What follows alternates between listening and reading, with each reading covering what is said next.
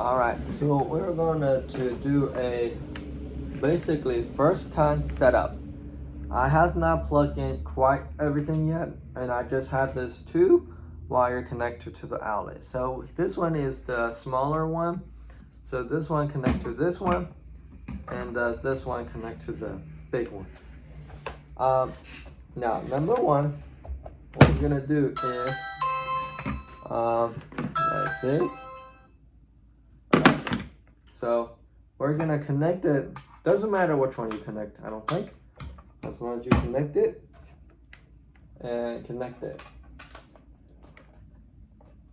So for people along the home, this is how you're supposed to be connected. And the light should come off. See that? T-Mobile logo. On this one, you got light on the bottom that's indicate that it's booting up. So yeah, let's see how this thing works.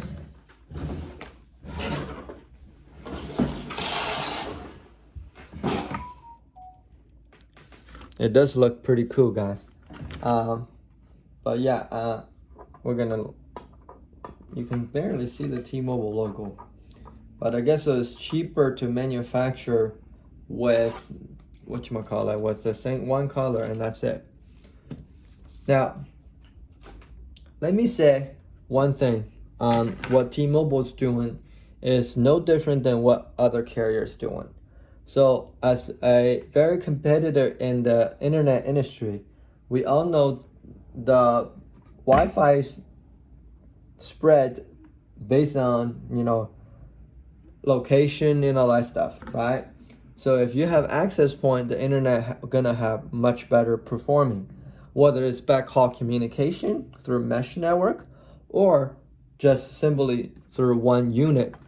It just however they do. So anyway, as you can see, those are just a little instruction what to do.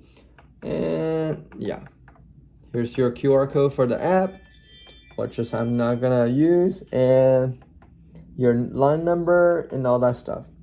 So you can click through it. And now this device supposed to be green. So what I'm gonna do is off camera and set it up and see if I can figure this out. And I do have the instructions supposedly somewhere, but I'm sure I can figure it out how this thing works. And looks like it's blinking without me doing squat. So let's see if it automatically pair it to the other one.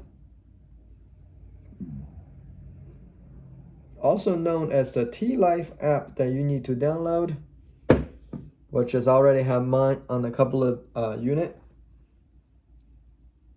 So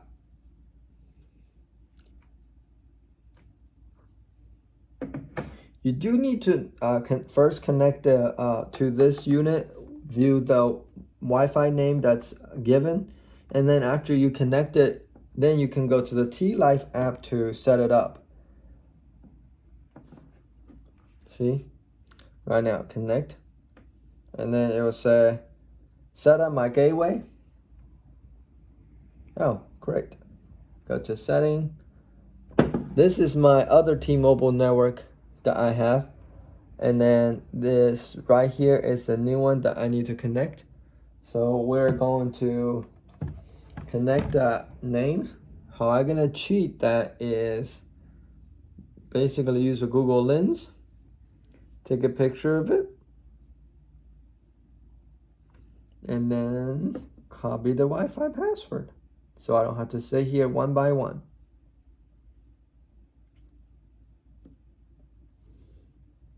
Google generally does pretty good copying password. So I'm hoping that, there you go. Piece of cake. So as you can see, this is how blind people do things. It's take around the system. All right, once we connect it, we can just go back, and this app should connect. If not, let's go skip to home. All right, perfect. Looks like setup gateway, it's detected. And yes, do you have a T-Mobile Wi-Fi access point? Yes, we do. All right. All these notification are getting gateway. Set up gateway here and then connect it Wi-Fi and okay. So we're going to follow the procedure. We already unboxed it. No, we do not need to play a position placement video. We do not want to, actually, I'm gonna do this really quick. Almost there, location. And I'm gonna hide this information really quick.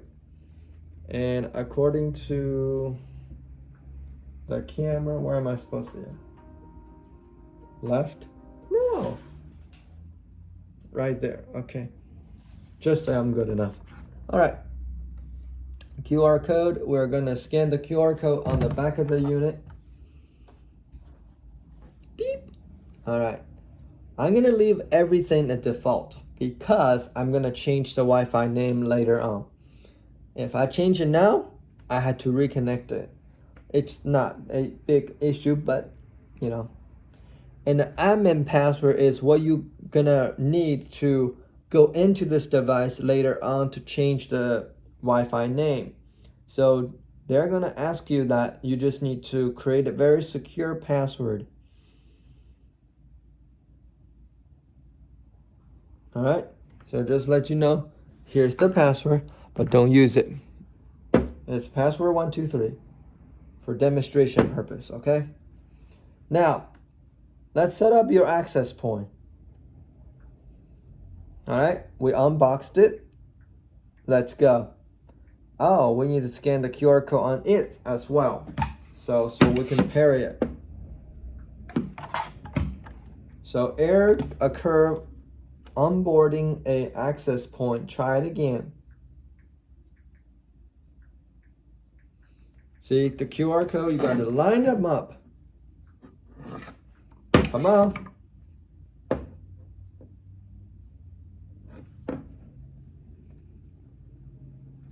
All right, why it's not working? Set up an Ethernet. Okay. When the QR code doesn't work, I guess we're gonna use Ethernet. So plug into the wall already. And yep, connect to your gateway. Access point LED. This device been sitting for here for a minute. So let's say using the Ethernet provided. Just like the pairing process. AT&T have similar device. They call it AT&T AirTag Tile. It does the same thing as you have Ethernet. You can just use the Ethernet and you don't have to use the WPS button.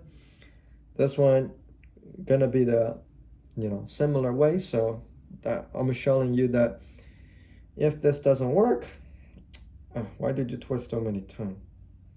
I guess I'm gonna just rip it easier. All right, this Ethernet cord feel like a pretty cheap one. So it look like what I'm thinking is it really doesn't matter which port you connect it to, as long as you connect it. They both only have 2 ports, so. All right, you guys can see it is now officially connected one to another, and I'm just waiting for this thing to register from one to another to communicate back and forth. And we'll see if that works, because they came as a set when they ship it. And it was pretty fast. I ordered it on, I think, Saturday, and it came in Tuesday. Here you go. Now it's green light. So now it's more likely Blinking is either doing the software update of provisioning and Wi-Fi name so that it can communicate back and forth. If I was correct, it's supposed to be stay solid or green, and that's how you know that this device can be unplugged. It does not require Ethernet once you pair it together. That's how the most unit works in this technology range. Okay?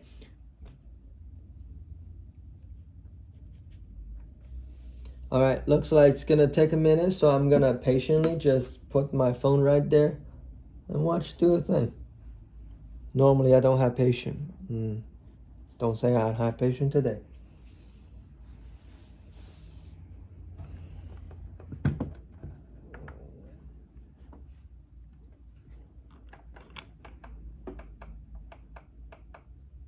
Two devices connected. Oh, so this is kind of device. Okay. Everything else looks identical. The signal bar is at the same. I think reason why it's taking this long, it might be trying to update or something like it. It is currently still connected to that network, so I just want to double check, making sure. Sorry, I'm so close because I can't see. Almost done. Looks like it is moving. Just let you guys know I'm doing this real time. That way you know how long to expect. Keep in mind we do have a tower approximately maybe 10 mile out, very close tower. What consider you in the city, so either 10 to 5 mile somewhere, I don't remember where, but yeah. So waiting for this to finish. And that while we wait, I can talk about what I think about the T-Mobile home internet, what business customer in home internet. It's a lot of time that I set up customer on their wireless access, what they call a fixed wireless. It's, to me, T-Mobile internet is reliable enough if you're not using it for a gaming purpose, but some people use for video uploading and all that stuff, and that's good enough. It's not like, you expect fiber speed. It's definitely better than cable internet, but yet it still performs just as fine. So do I use T-Mobile home internet day to day? Yes, I actually do have customer that has been on T-Mobile for over 2 years. It's when they first came out and they offered the $30 per month for the home internet. And that's when I signed them up to say, because T-Mobile back in the day has a price lock guarantee or, price promise. Now they don't have that anymore.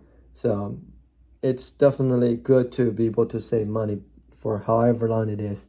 But long story short, T-Mobile is a decent, reliable internet speed or internet provider.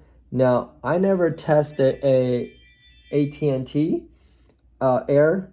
I did want to, but based on my address, I do not qualify. But that doesn't mean I couldn't figure out a way to manipulate my way into any other system if I really wanted to. I just don't want to pay for it. So anyway, I also know AT&T is very good in the rural area, just like T-Mobile. T-Mobile is giving their priority to the home internet tower just because they want their home internet customer to feel like they're not using when the network is congested. For people that don't understand that, I'm sorry, but I'm talking a lot of interesting bargain or interesting technical aspect of terminology. So looks like I would say they're pretty much set up, and let's see, look like it failed, but it is technically connected. So I'm gonna just close that app and reopen the T-Life app and try it again. And I should see the device. And today is T-Mobile Tuesday. Okay. It's finishing setting up. You can see that. So it must be still updating firmwares or something.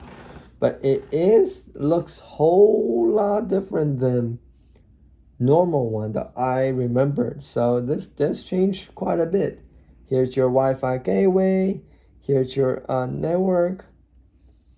And one thing with T-Mobile I had to say I do not like is their password system.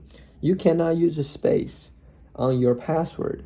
So when I'm setting up somebody else's network and their old password and their old Wi-Fi name, I want to be exact, but yeah, I cannot do it on this access point. So for that, I had to force to use the customer's own router to configure their network. So I do not have to go around the house and literally had to reconnect everything and learn how every manufacturer connect their own Wi-Fi.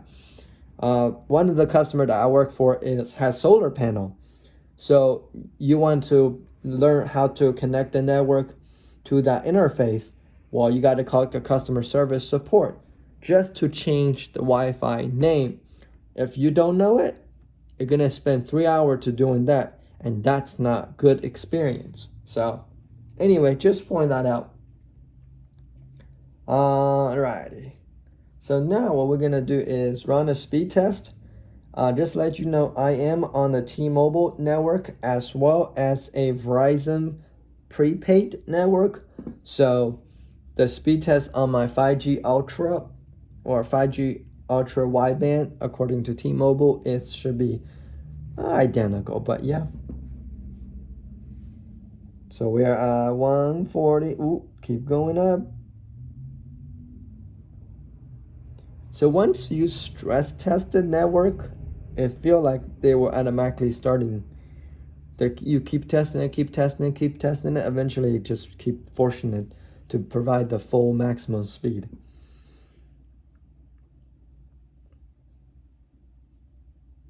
So 50 up, and that's about what you pay for cable anyway. So I seen it in this area, at this particular location, your speed vary.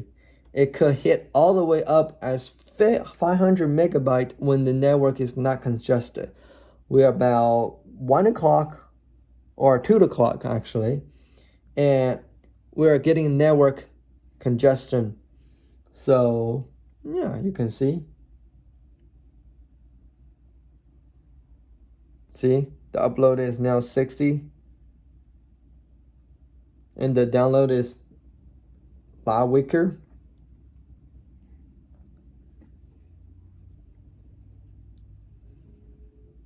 The speed test is not a truly a way to measure a device performance, simply because it's not an accurate measurement. You want to, in my opinion, when people ask me which one is the best internet provider, you want to ask what is the consistent network that they can perform and also provide. Those speed, they can say they're 300 to 1 gig, but if their network constantly down, it's not gonna do any good if they cannot perform or they provide their internet service to the best ability. So, for instance, Spectrum, they advertise there are the most reliable network in the nation. Well, Spectrum is up there, depend where you at. You know, also how old is your infrastructure? Those are the information that might affect it. So it takes a lot of trial error.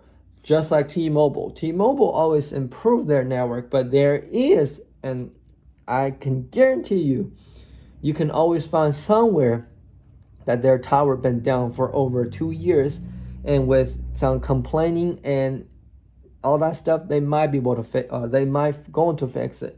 If not, T-Mobile home internet definitely is not for your area. But also those things you gotta remember, it saves lots of money because you don't have to pay installation. You don't have to pay contract, which is not many carrier does contract anymore. But yeah, you got to remember it is a valuable thing to look into. So anyway, enough of running around my mouth. I think that's a pretty good video of my opinion with T-Mobile as sending up at least more than 6-7 customer in the last 2 years. Not a salesman per se, but yeah, I'm very knowledgeable, and as me, as a private third party, help them do this, I'm allowed to do the stuff that customer service technically not allowed, such as helping them set up internet, help them troubleshoot, even just help them manage, when situation does happen. So I'm have a greater control, and I don't want a bigger customer base to manage, but I'm okay with what I have. So anyway, thanks for watching, and I will see you guys on the next one. Peace out.